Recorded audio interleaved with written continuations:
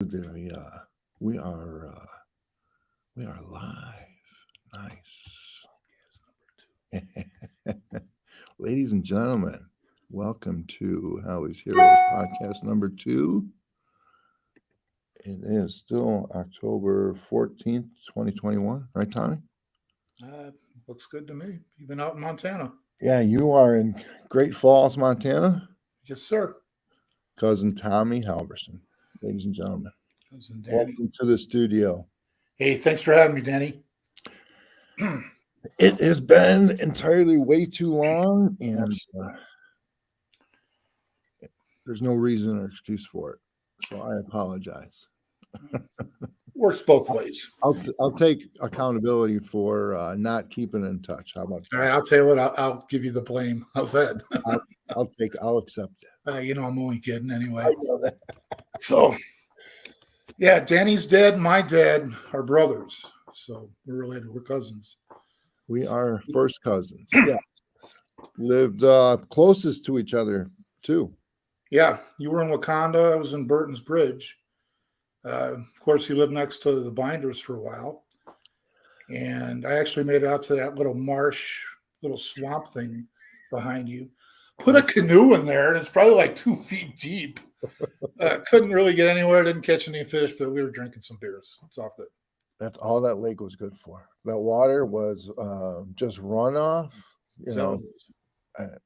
We just found that out later, It just ended up just being just a slough that was just runoff and had some deep spots. But there were a couple of years we got perch out of there, but most of the time it froze every single year. Froze solid every year. There were carp and bullhead, dead on the shore. Oh, God. After we were skating all winter long. Yeah.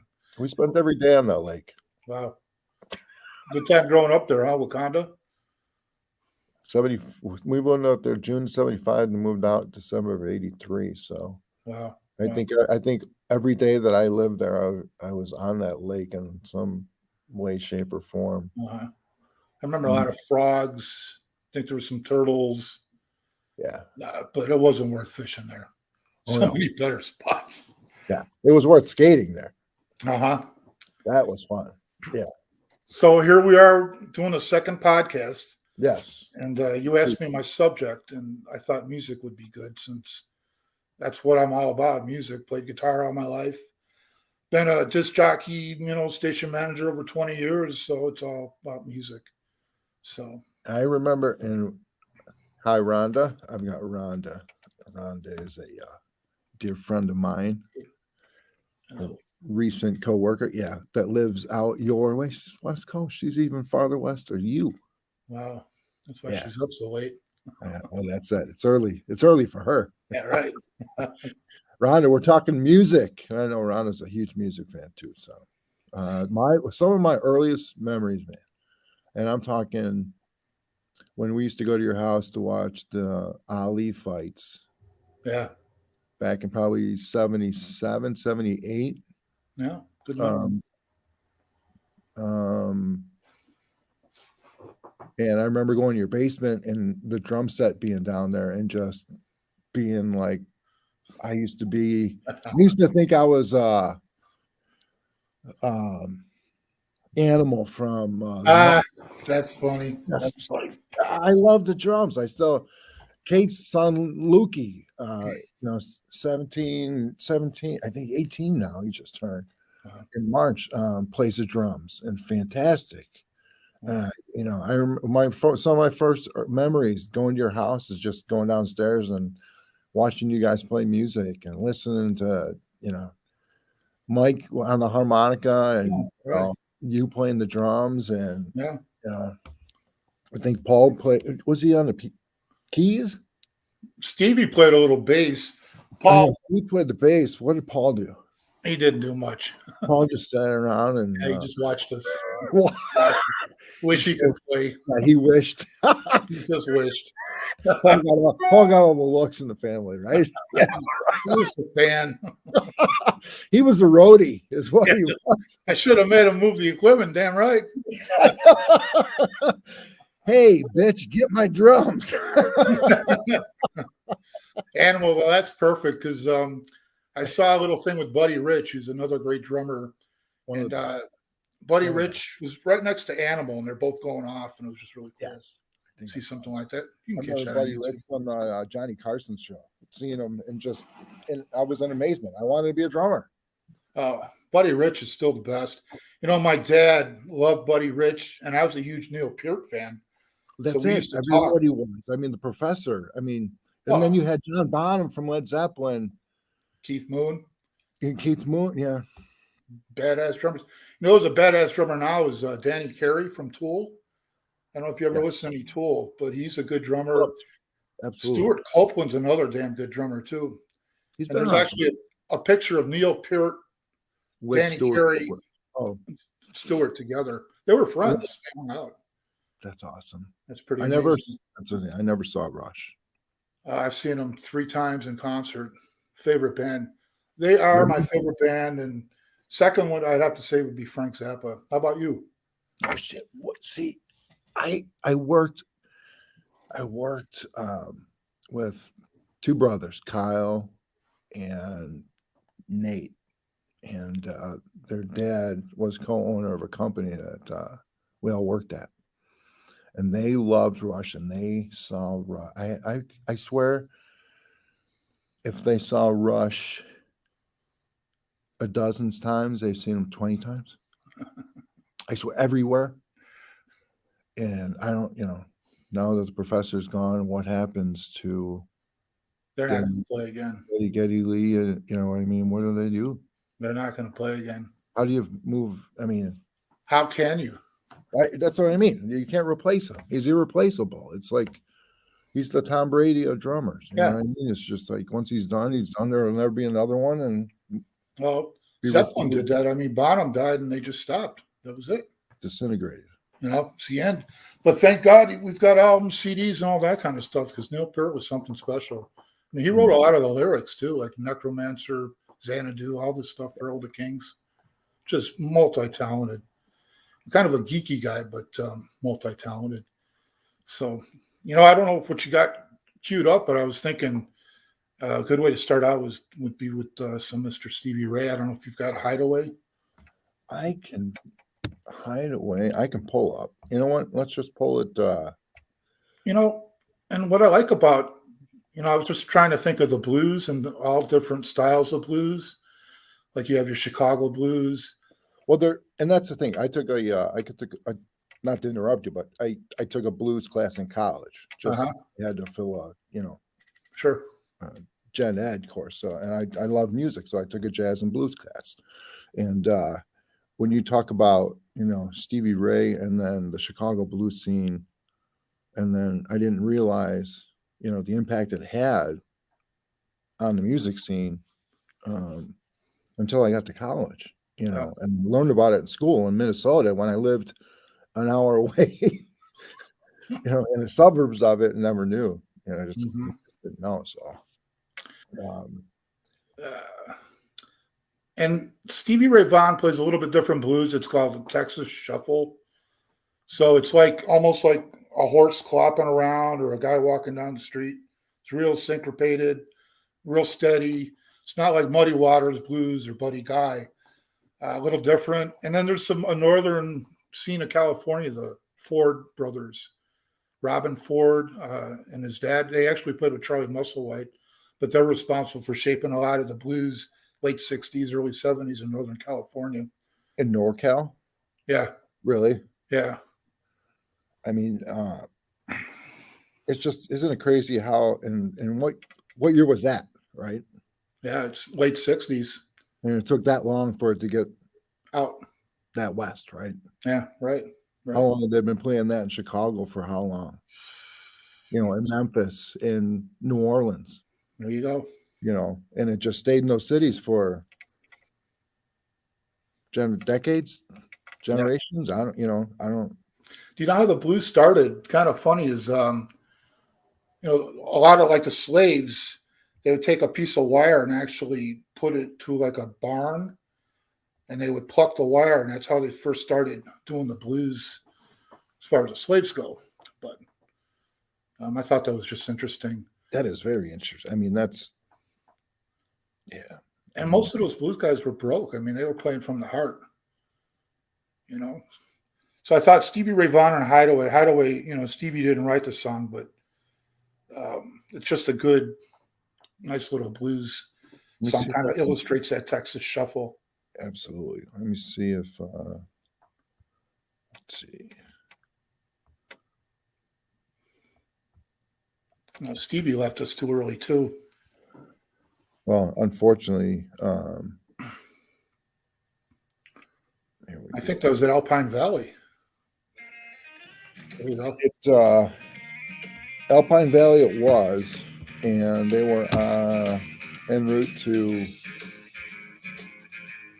You hear it? Yep. Okay. I can hear it. You were en route to, from what I understand, because I had friends at the concert that night. I had tickets to go. I had already seen Clapton though previously. Wow.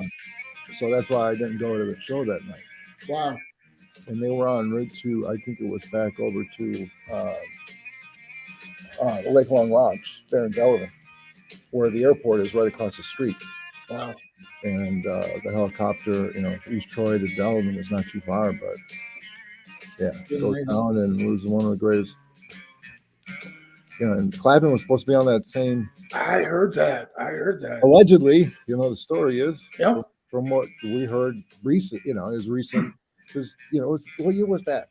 What year was, I mean. That had to be 84. I don't know, somewhere around there, early 80s. I'll find it. A long, long time ago, my friend. It was an awful long time ago, but news didn't travel that fast back then. Yeah, right. Not like it does now. Oh, look at us now. We couldn't be doing what we're doing with, you know, technology. No. Facebook, just, you know, reconnecting and all that kind of stuff. Hey, you know, I was trying to come up with some songs that maybe some people have not heard of before. And obviously Stevie Ray Vaughan you have. But the next band is Homemade Jams Blues Band. And what's good about these guys is they're siblings. They're two brothers and the sister's a drummer. And they're kind of poor from the South.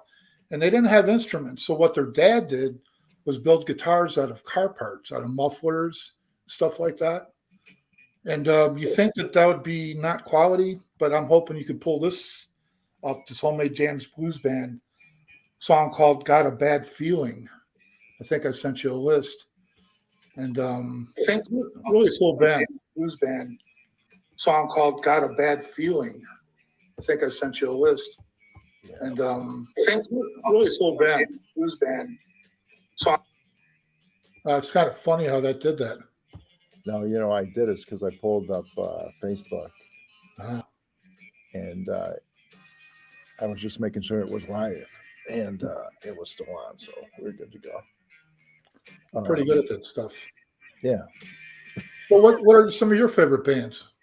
My top three in no specific order and for no specific reason are the Foo Fighters, the Doors, and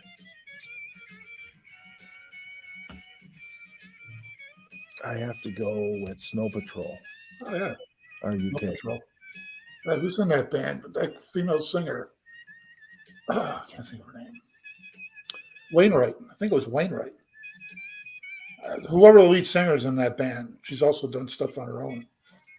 Well, Snow Patrol is a bunch of dudes from London that went to college in Glasgow, Scotland.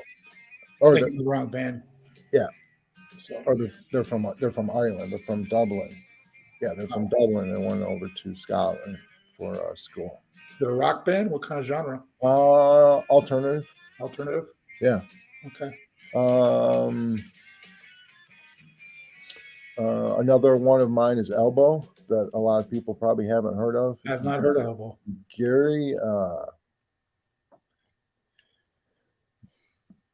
Gary from Snow Patrol, his voice, and Guy Garvey's voice from Elbow are, to me, they're like hauntingly amazing.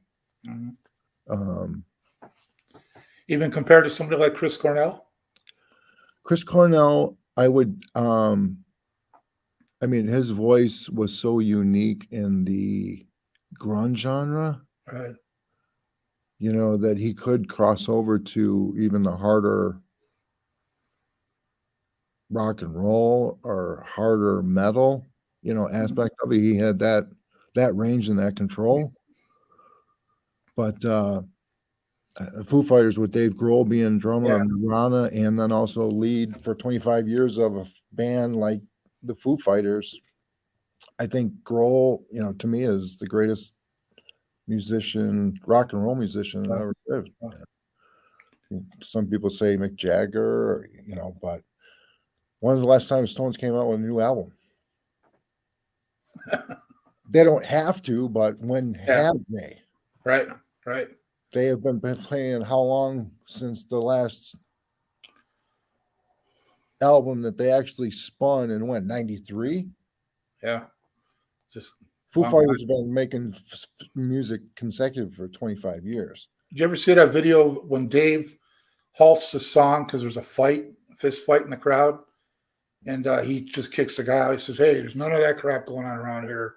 He says, "We're here to love. If you want to fight, get the F out of here." No, I haven't seen. I mean, he's amazing. I mean, he's my favorite concert I've ever been to is Foo Fighters. Really? Wow. I mean, the first one. The first one I ever saw? Yeah. REO, 1980. 1980, seventh grade, I think. Seventh grade. Poplar Creek, last, standing up against the back wooden wall of Poplar Creek. Wow. 1980, and then I ended up working there the entire season of 1991, personal security. That's awesome. You're saying you worked for Jimmy Buffett? Yeah, I worked. You had to go through. Jimmy had to go through me to get through his locker, his dressing room. That is unbelievable, man. Something to be proud of, that's for sure. Savannah, yeah, and I mean, it was just, and I treated them just like I've talked to you. That's cool. They're just normal people that have amazing talent and are popular. You don't want to. That's all they are. You don't want to, like Chris Farley with Paul McCartney on Saturday Night Live. Well, do you remember Paul when he was just so awesome? You start talking like that. No. They don't. I mean, they don't want that. You know what I mean? I'm there to protect them. You know what I mean? I'm not there to be their friend. So I never said a word to them. If they ask me a question, I answer it. Were they friendly to you sometimes? Oh, absolutely. They love me. Absolutely. Sometimes, all the time. Everybody loved me. Oh, that's awesome.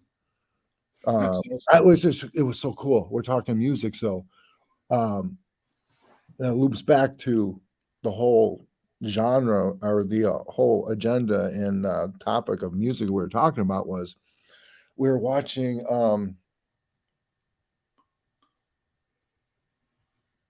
Sopranos. Sure. And a guy pops up on the screen. And I stop it immediately. I turned to Dawn. I said,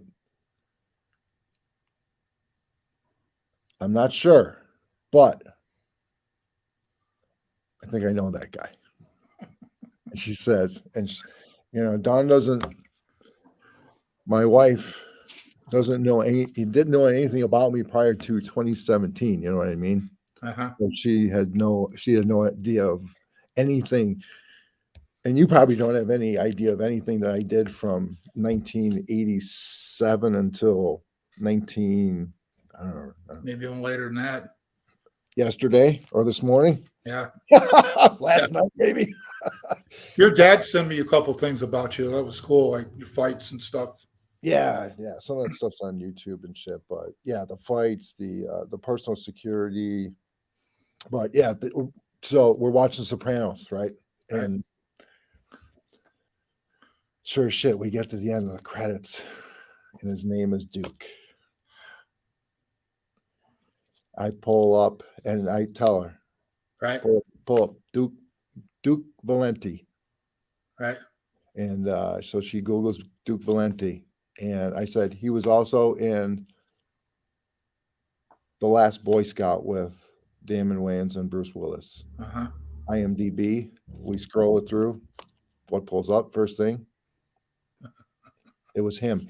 He was the bodyguard for the lead singer for Rat. Really? Yes. Rat played at Poplar Creek, sold the joint out. It was 1991. It was their, the peak of their popularity. And Duke was their head security. So we do a brief before every single show of who's going to be where, what you're going to do, who you're watching, who's going to do what, when, and where. Duke comes to me and says, I want you center stage mic for the show. And he said at one point during the show, I can't remember the lead singer's name, Ronnie he said at one point during the show, he's just going to jump into the crowd and we have to form a circle around him to make sure that nobody touches him. So he's like, just keep eyes on me. And and literally, Tommy, I'm leaning against, and the mic stand is literally above my head. Wow. I got the lead singer, and I've got 20,000 people staring at me, and I'm trying to make sure that, I'm just focused on making sure nobody's coming towards the stage. That's it. Right. Listen to music, Right. And then now I got to watch for this joker jumping over my shoulder, because once he comes over my shoulder, he's running up center alley. Right. And I got to keep my hands clenched with Duke's hands while we make a human circle, are plowing through just a bunch of little skinny hair banger, like Beavis and Buttheads, just rolling through. He played fullback for the Giants. Wow. So he was about 6'1", probably about 240, 235, 240. Good shape. Yeah, good shape. Yeah. And he was probably, I was 22 at the time, 21, 22. He was probably 24, 25, probably just had a cup of tea in the NFL and then got into security. So, yeah. So sure as shit, man, during the show, he jumps over. Duke was literally right behind him. And we just totally just gable gripped hands, and he ran and was singing, and he would stop, and we were just holding people back. I mean, there's people trying to get to this, and then we would just escort him and just threw his ass right back on stage. And the lead singer never skipped a beat, nothing. Wow. And it was just like, all right back to center stage, stand there. And after the show, go back, and then work the door after the show, and then they cruise to the hotel if they don't hang out and party. So never had any trouble, huh? People trying to get in. Good. Always people trying to get in, constantly. Wow. Bribing you with literally everything possible that they could bribe you with, legal and illegal, that they could get into Poplar Creek. Is that place even going anymore? No, Sears bought the property, and it's it was Sears corporate headquarters for a while. Oh, it's a Sears holding building. How about Alpine Valley? It was closed for a while, and last year they were back up and running shows. Wow. Tinley Park is still the big one down here. Yeah. Is it Poplar Creek? Oh, Tinley Park. That had to come after I moved out of Chicago. Tinley Park did, yeah. Yeah. So Tinley Park came up probably maybe 92, 93, somewhere around there, and competed with Poplar Creek, and then Poplar Creek, ended up just selling the land. Wow. And then Tinley Park was the main host, that and the United Center. Mm-hmm. Or if it's really big, Soldier Field now. Gosh. Yeah. And then actually Wrigley, and my first concert was Soldier Field. They had these Super Bowl of Rocks. I think it was 1976, 77, around there. So it was 38 special, backed up by Journey with the new singer and the old singer. Then REO Speedwagon was the next band. Then it was Leonard Skinner before the crash. Then Ted Nugent was the headliner. What? Are you kidding me? No, it was called the Super Bowl of Rock, and it's the first concert I ever saw. I think I was 14 years old. And I was with the band, the whole band went, and they were older than me. and it was like 100,000 people, throwing milk jugs just to keep cool. It was so hot, but it was an awesome concert, dude. What? Awesome. How come I'd never heard of that before? Yeah, it's Super Bowl of Rock. They had a few of those, but that's an awesome lineup. And now the drummer, the 38 Special had 2 drummers. They had 1 and 2 drummers. I just met the drummer from 38 Special. Oh yeah, that's right. You said that. That's right. Not too long ago. I'm trying to buddy up with them so we can jam, but we'll see.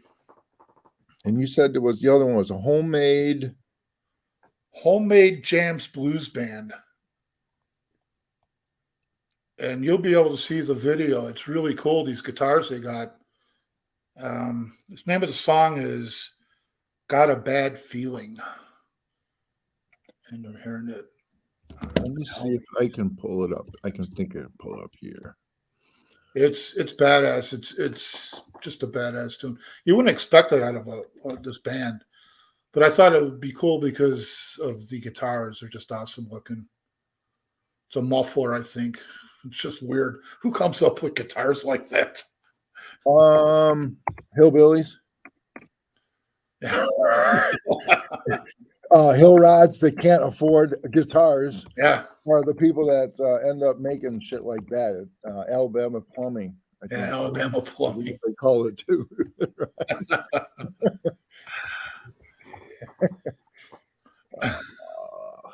So I got to interview these guys. They're a pretty good band. Did you really? Yeah. Interviewed quite a few. Homemade jams. With a Z. Yep, Got a Bad Blues band. Got a Bad Feeling.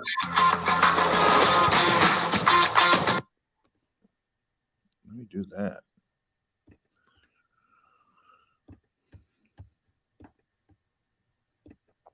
Let me see if this We're showing the screen. Yeah, let me see if I'm going to see if I can pull it up. If not, can you hear the audio? No. I can hear the audio. It might be a little too loud, the audio, but okay. No, I turned it down. Okay. I'm just it's blowing through now. Bill going up year after year, you have to see a new Biden administration policy.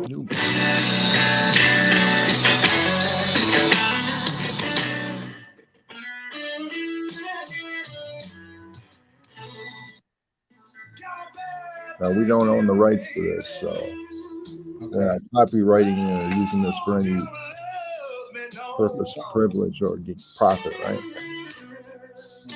I work in public radio. We can do everything with anything. Okay. You guys are good, though. Good band. Absolutely.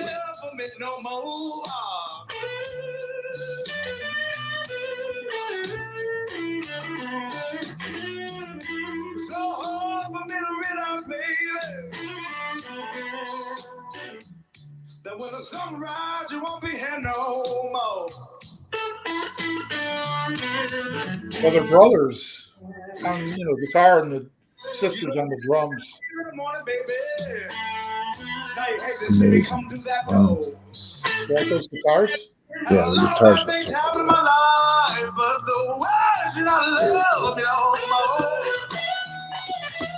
I love the blues. One of my favorite genres. Now, what got you? I mean, I know Mike played the harmonica, right? It was my dad. Your dad is the one that. Oh, I love my dad. I miss my dad. The only thing I wish I could have done with my dad is jam with him because he played the drums in Wheeling when we lived in Wheeling off Wolf Road. Yeah. I used to sit and watch him with Steve McGuire. Steve McGuire. He had that Pink Panther. That yes, I remember. Race car used to go race with Uncle Al. Yeah, I remember him. And then Jerry, I don't remember his last name, but Jerry played guitar. So it was my dad and these two guys. I used to sit and eat it up, watch them. Loved it. That's why I found out there wasn't a Santa Claus, because I was still mad at my parents for telling me there was a Santa Claus. There's what? A Santa Claus. And I kept thinking there was a Santa Claus, and I looked underneath my mom and dad's bed, and there's a guitar. It was a Norma guitar, and I got it for Christmas, and I knew there wasn't a Santa Claus. That was how I knew. No. Yeah. That's how you found out. Yeah. Even I'd tell my friends, they'd say there's no Santa. I'd say, hey, I make up a list. I give it to my mom, and I get Santa brings me the stuff. Never occurred to me that my mom was just buying this crap, you know.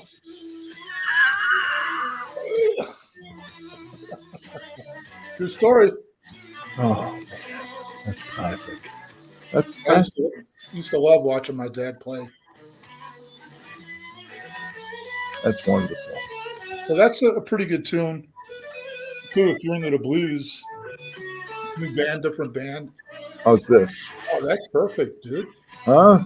Look at that guitar. You like that? Huh? That's awesome. How cool is that? Danny, you know what you're doing. Yeah, I got skills, Tom. Come on. You should hire me. People hire me. I'll hire you as a bodyguard. Well, I do. I do. You know, all I need is a picture and an address, Tom. That's all I need. Nobody will know nothing. Yeah, I bet. Be careful what you wish for. Just might happen, Tom. Yeah.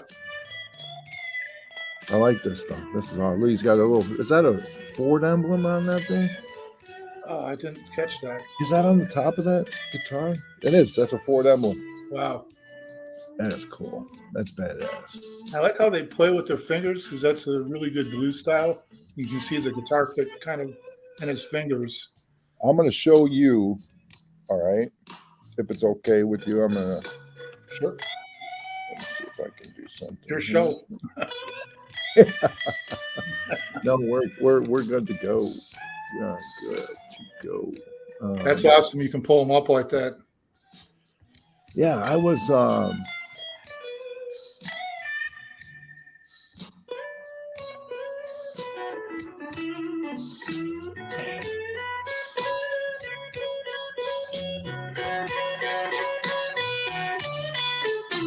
And then you said the sister's a drummer, right?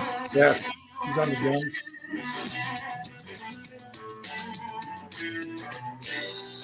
How can this living life, baby? After all you put me through, hey. All right, I'll have to favorite them. I'll definitely check them out. What was the other one that you were? Oh, I got a few.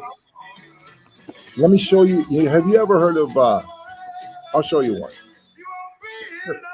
We'll go back and forth. How about that? Got it. Might have to do a podcast 3 on this, though, dude. You know what? We can do whatever the hell we want. For help. You know why? Why? Who's going to tell me no? I'm not going to tell you no. Exactly. So I don't take no for an answer. At least I not. like to, At least I'd not like to- easily. At least not easily. Let's put it that way. I want to. Let me see. I'm going to pull this one up. So let me.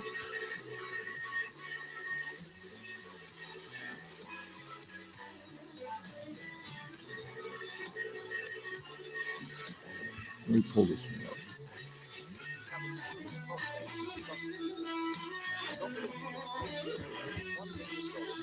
It's got a good, nasty sound of that guitar. Yeah. I mean, here, that is.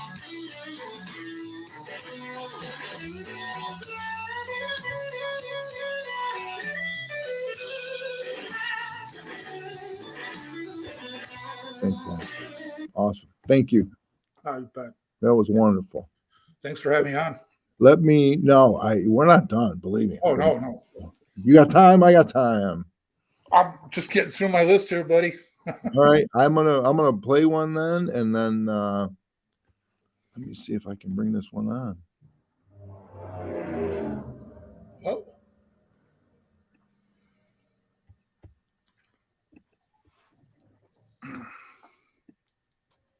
You still riding your boat? Still warm enough to be on the lake? Yeah. Yeah. Check if you can. Like it so far.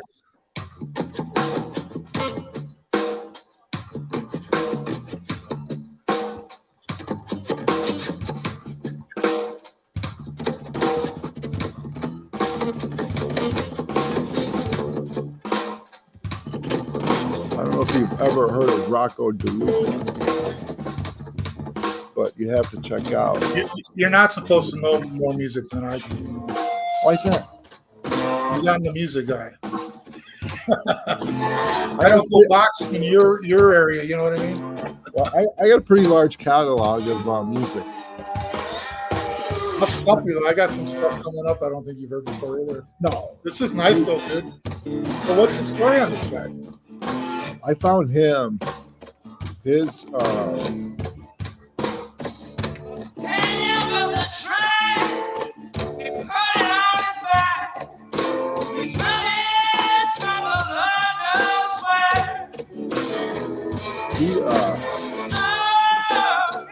trust you to kill me. Rocco DeLuca. Yeah, Rocco DeLuca. Wow.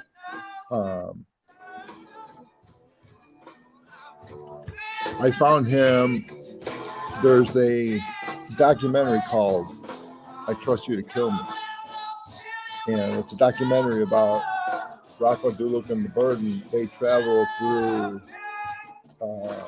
pretty much Europe. Kiefer Sutherland is the one that produced the documentary and also has a cameo because he follows them around in London when they're playing over there. And they play just like this, just small pubs, small arenas, play, maybe a place the size of the Rib in Chicago. It'd be a big place for them to play back then. But weren't known in the States at all. And then the documentary came out, and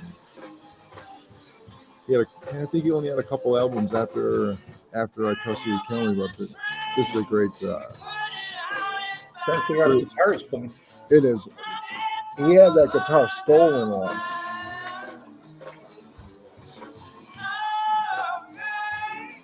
It's crazy. What else? What else you got on the list? Got a band called Morphine. You ever heard of them? I used to like to announce them on the radio because it'd be a shot of morphine. Singer's Mark Sandman. And they're a 3, sometimes 4-piece band out of Boston. Singer died on stage. What? So, yeah, he just died on stage, had a kind of a heart attack. So there's Morphine. What song? A song called You Speak My Language. You Speak My Language. I think you're going to like this.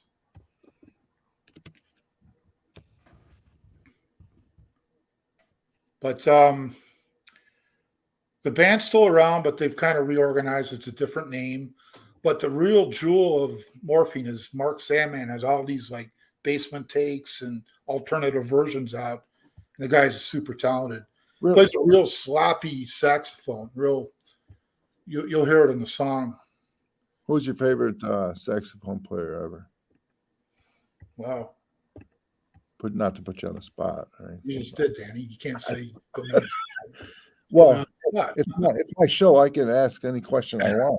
Saxophone player. If you want to plead the fifth because you don't want to offend somebody, then you plead it. Oh, no. You know what? I kind of like the big guy from Bruce Springsteen's band. There's other saxophone. You got me on this.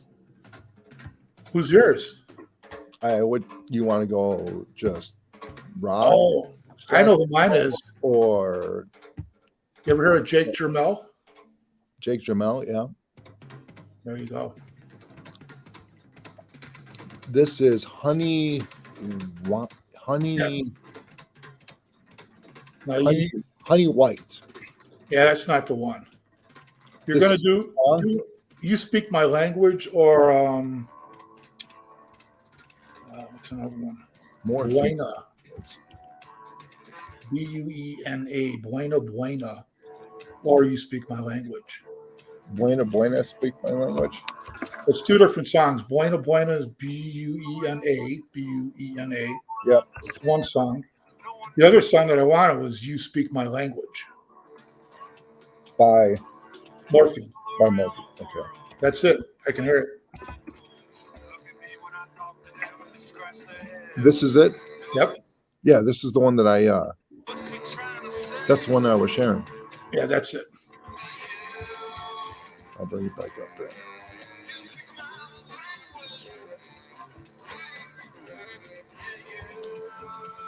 This one? That's it. This is probably their most popular song. They've got a lot of grungy sax sounding stuff that's really good. And you said where are they from? Boston. They're from Boston, yeah.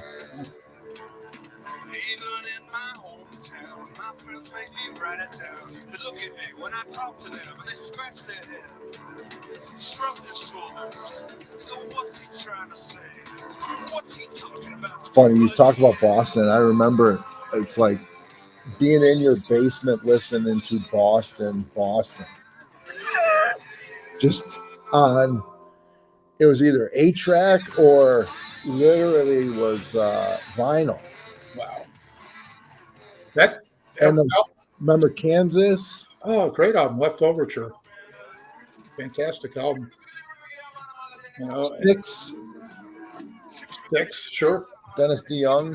Oh yeah, they just did a tribute to Rush in concert when they just played recently. Did they really? Yeah, they did. Limelight, Living in the Limelight is really beautiful. Oh, really? You can catch that on YouTube too. I think they just played in Illinois just recently. Did they really? Yeah, just played. My friend was telling me about it. I got a friend that does all the sound for Dave Matthews and these huge bands. You're surprised how well he's a millionaire now.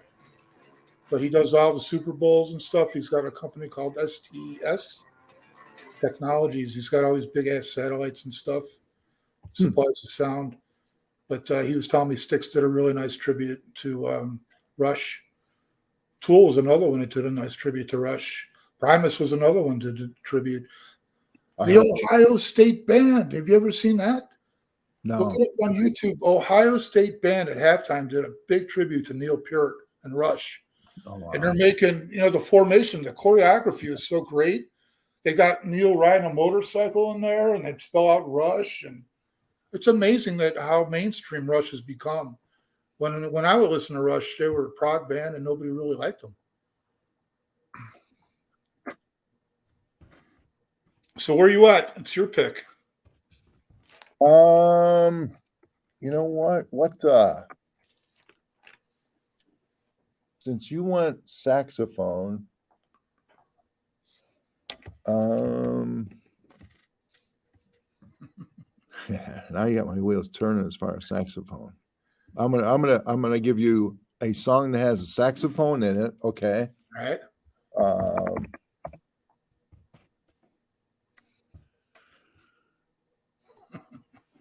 I think you're going to enjoy. All right. Because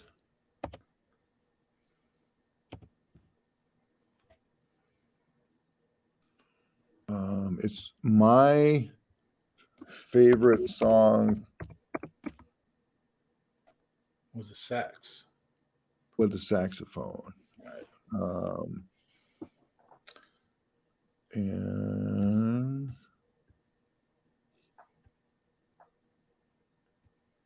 3-piece, 4-piece, big band? No, it is a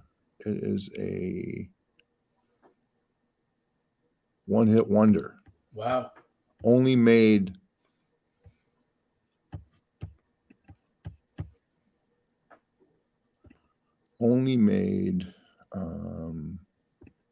famous by the movie.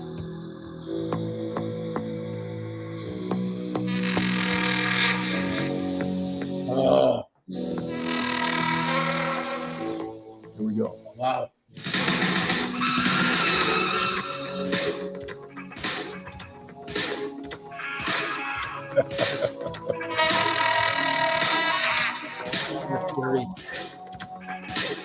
This was probably, this was post high school for you.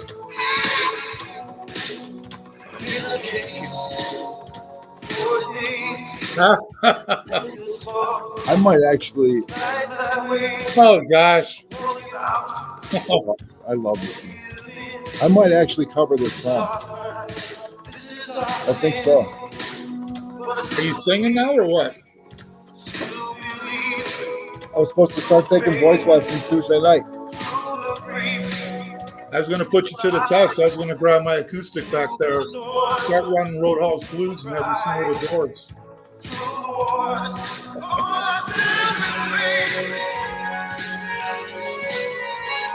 Yeah, that's so old. Look at that.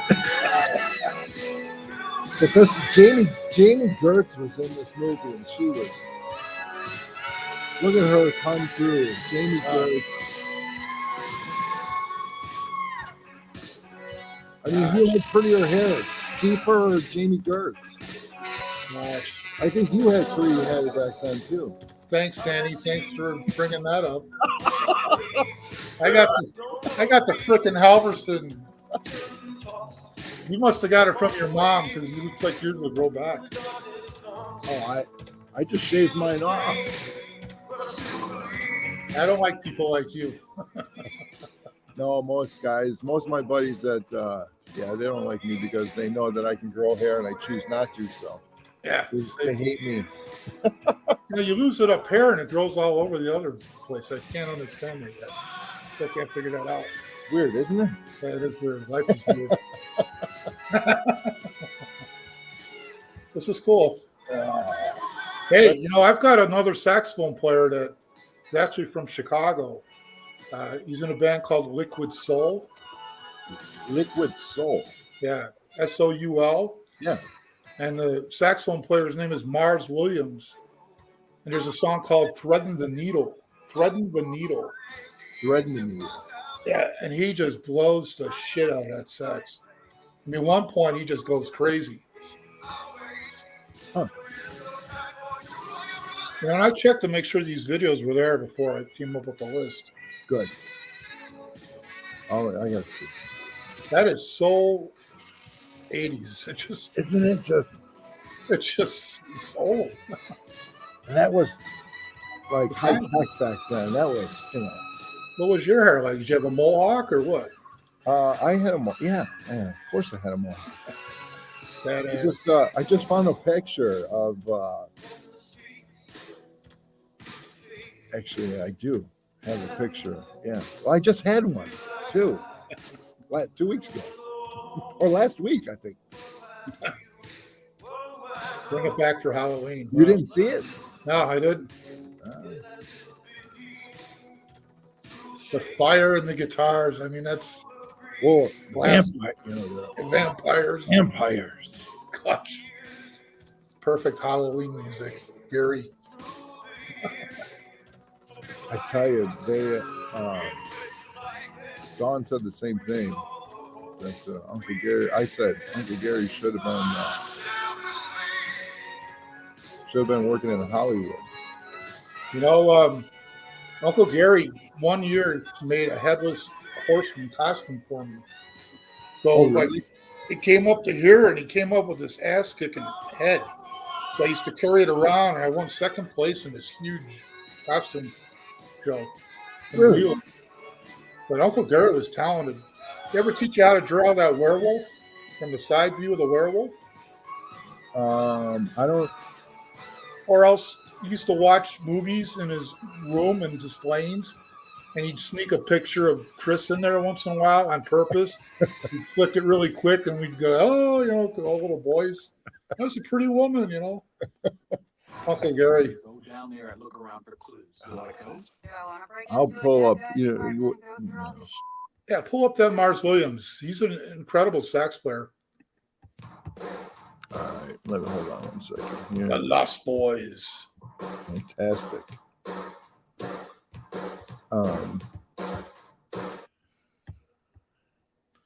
Dude, I knew this was going to go quick.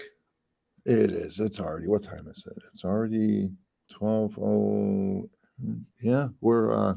It's already been an hour and a half that we've gotten together, but yeah, we've 50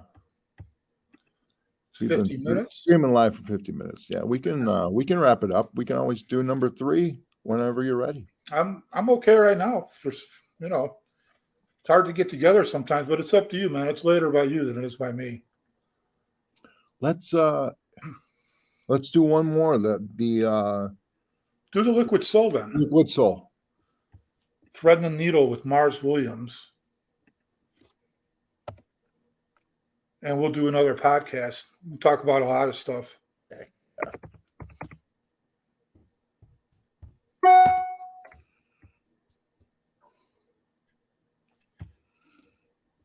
see what we got here. Mars Williams. God, I think I remember talking to Shersons back at my mom's funeral, and they had heard of Liquid Soul. But I used to play these guys a lot on the radio. All these bands, actually. Really? Yeah.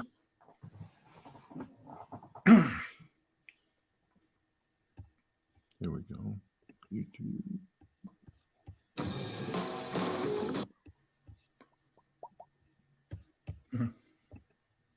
Mars Williams.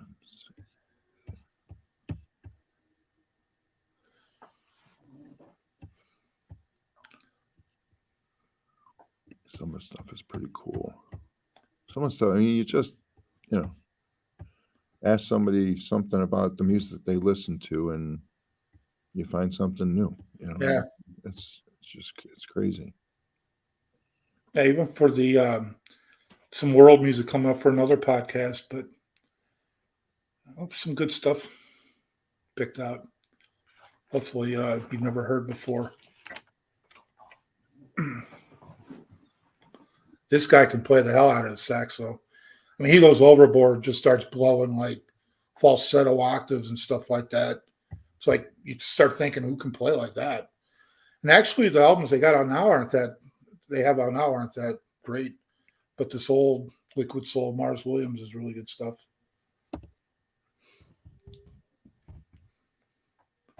Trouble finding it? Let's see here.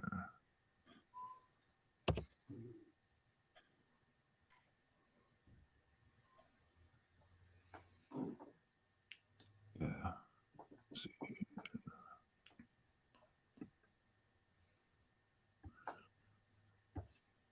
Liquid Soul, Threading the Needle. Yeah, that's it. Yep. That's it. Found it. Okay, good. I think this is just audio. This guy can play. Yeah, it's just audio. Yeah. But there's a point in here about 2 minutes in, it's like slow, and it's just incredible.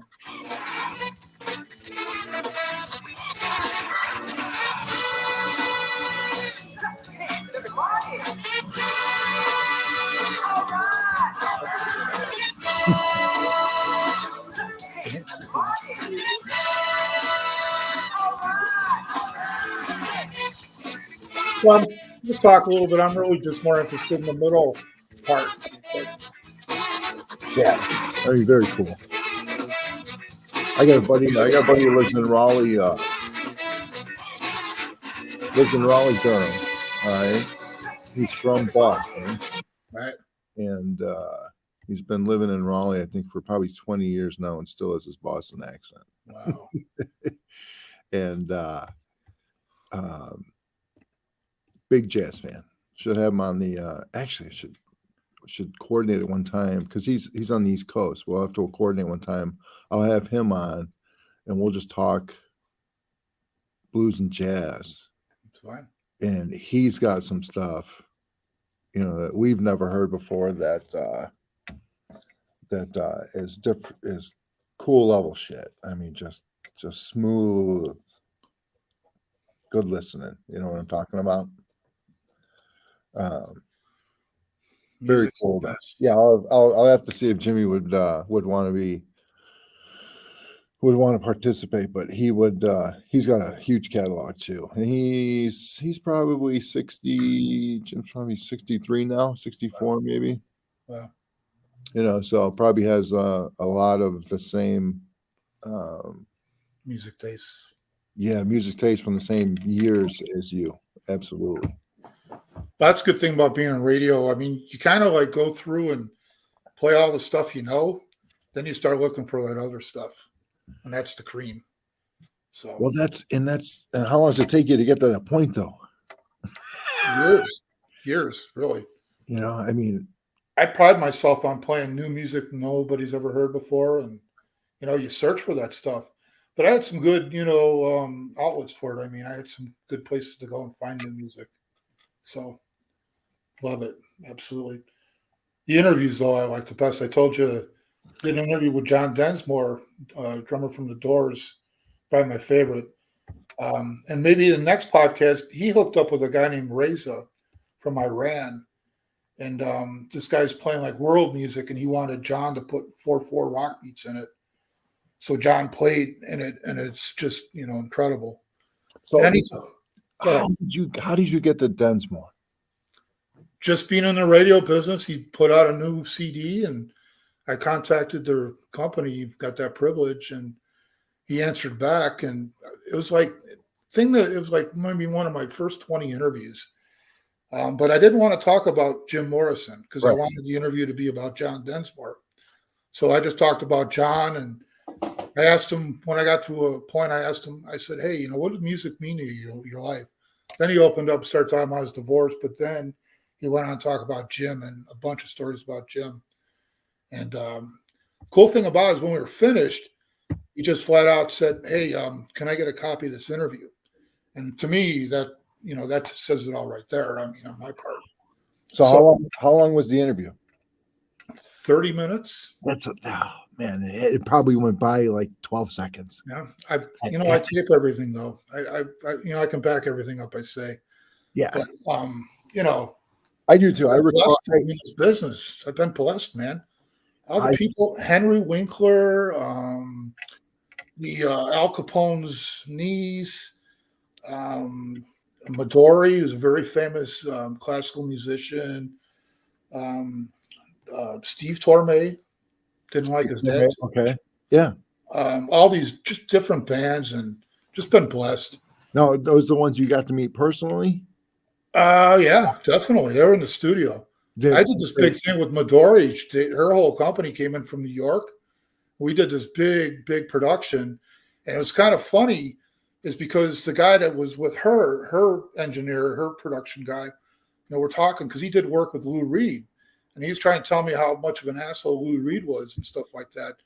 Well, at one point, there's a switch on the board, and somebody accidentally hit this toggle switch, and it threw us live. So here we are talking about how much of an asshole Lou Reed is, and all of a sudden the phone starts lighting up, and I start thinking, what the hell's going on? Well, then I figured out.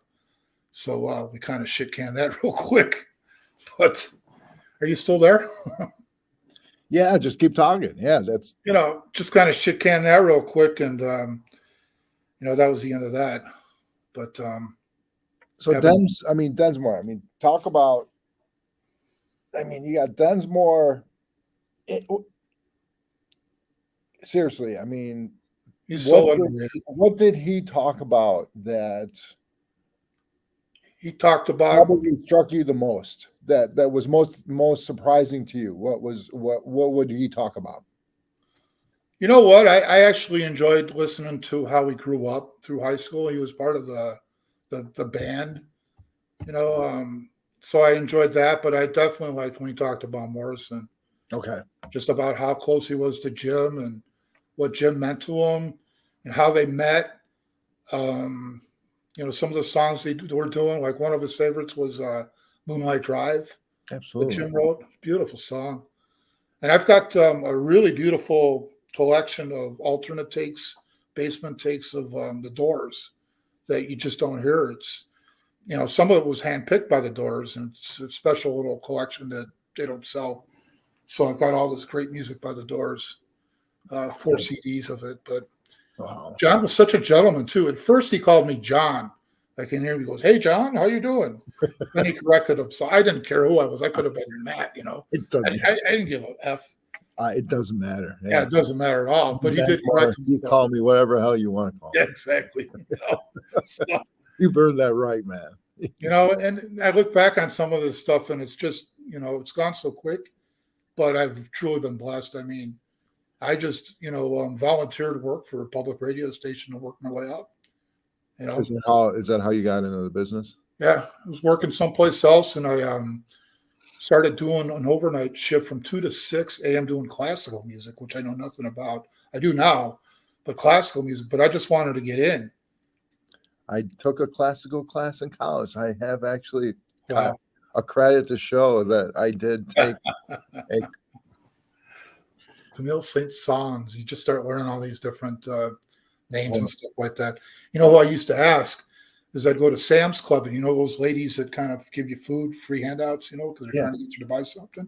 Yeah. This lady knew her classical, and I just got to be friends with her, and I used to ask her, really. "What's this guy? What's this?" I just worked my way up, and then one of the managers left. He says, "Hey, I think Tom could probably handle this." And God, I was there for about 15 years being the manager. Really? Yeah. So more behind the scenes than anything else. So, well, I did interviews. I had or you did the interviews also. Well, yeah, I did a show called Voices and Views. Okay. Interview show. So we did cultural affairs and all that. I did On Point Veterans Talk Radio, which is the one I'm most proud of. Working with vets, World War II veterans. We had a Holocaust survivor on the show. I worked with a Vietnam vet. And of course, I'm thinking of Gary and Clint and Alan when I'm doing all this stuff. Wanted to get them on. You know, I wanted to get Ray, but Uncle Ray died, unfortunately. Yeah. And Gary, I would never even talk to him. I would never ask him to do something like this. Yeah. But it was just a blessing. Another show called Front Range Outdoors. Talks about. Go ahead. What's the one you're on now? This station that you're on now. KGPR Public Radio out of Great Falls, Montana. But I'm doing a lot of other things now. Actually, I'm doing some production with the TV station, which I don't like because I just think the news is BS. I don't want to work for a TV station. So no, some other things going on. But yeah, so here I'm at. That's where I'm at. Been blessed, Danny. Been blessed. To move out here to Montana is just beautiful out here too. And what year did you make it out there? 92. What my first job was loading a truck, beer truck, like Gary did. So I worked for Coors. Did you really? Yeah. So I got pretty strong. I was about 32, I was 6 feet tall, about 225, pretty solid. And that's lifting kegs and loading trucks all day and stuff. I'd start at 4 in the afternoon and get done at 4:35 in the morning. Bust my ass. I worked on a Pepsi truck. There you go. A summer. Mm-hmm. I was able to do that because Uncle Bill was VP of the truckers union, just like my grandpa Mickey was under AFA. Sure. That's what mom's side. It's all union, because that's all Grandpa did, and then Grandpa got everybody jobs that were all Teamster jobs. They were all taken care of. So, I needed a job. I call Uncle Bill. He's like, call this guy. I call him. Monday I start. I'm humping literally 12 cases of 24 bottles, glass bottles, down the spiral staircase on the north side of Chicago in some Korean grocery store. Gosh, how old were you? I was that was my sophomore year of college. 19. Wow. Yeah, you said you talked about being strong. Yeah. I used to be able to carry, I think it was 12 cases. 12 cases. Well, 12 cases of pop.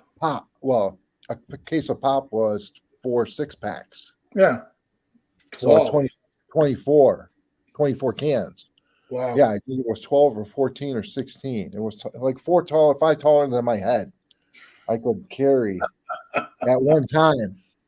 Gosh. We couldn't get the hand truck, because of limited space. Right. Yeah, so the guys would love having me as their side. Yeah. Their little board. Their bitch. They'd be taking the orders and collecting all the money, and I'd be the one jacking all the pop up and down stairs. Oh, Gosh, they The used good to old- send they used to send me up to Browning, Montana, which is home of the Blackfeet Indian, and they're actually Blackfoot Indians. So I Okay. used to drive up there. Oh, let's send a Chicago boy up to Indian Reservation by himself with thousands of cases of beer. So I've got so many stories just going up there. There you go. Just I met it's beautiful country because it's glacier, but I could have used your help up there, Danny. A few times I got in some fights with these Indians. Probably the biggest, kind of the coolest is I met a gang of female Indians up there. really? And they used to ask me, say, hey, man, let's have some beer. Come on. And I'd be like, hey, I can't give you any beer, but I'll leave you some of the broken ones because when you're driving up from Great Falls, it bounces all around and breaks. Sure. So I'd leave the beer at the, by the garbage, and they befriended me. Well, one time these three young Indians came up. You're treating them like black bears. You're leaving them food by the garbage. They saved my ass one time, though, because I had these $3 Indians come up, grab me, threw me into the truck, demanding beer, and they're over inside. Whole bunch of women are like, hey, you leave him alone. He wasn't born in Montana. He's not from around here. And all this stuff. And they listened. They just kind of let me go. I was like, I gave them a little extra beer, garbage for that. But just the stories up there is could write a book on it. And again, I was blessed doing that kind of work too. Yeah, that's the schedule. So I actually came up with that logo and everything.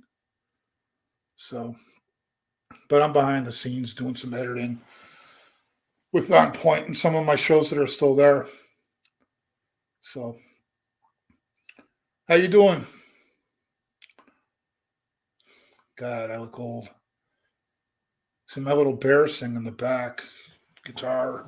I think that's a picture of William Perry lined up with Walter Payton in the backfield. So, I lost you, Danny. Hey, appreciate you having me wherever you're at. And I think that's about it. Where'd you go? So we're going to end this with, I'm going to pick up the guitar and I'm going to play Roadhouse Blues by the Doors, and Danny's going to sing it. You ready? Danny. Done. Where'd you go? I'm having issues.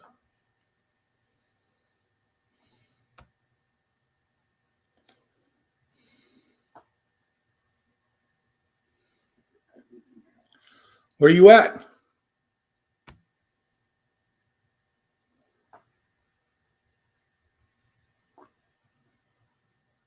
You there?